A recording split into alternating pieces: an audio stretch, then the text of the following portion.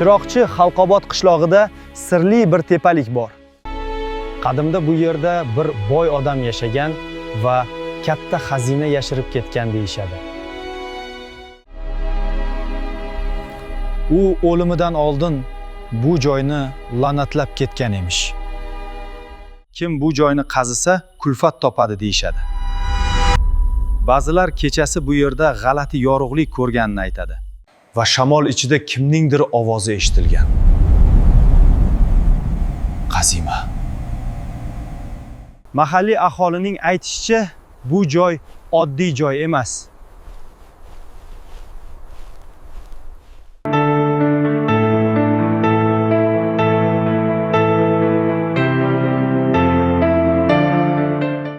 Yana qanaqa afsonalar bilasiz? Kommentga yozing, biz uni jonlantiramiz. Like bosishni unutmang.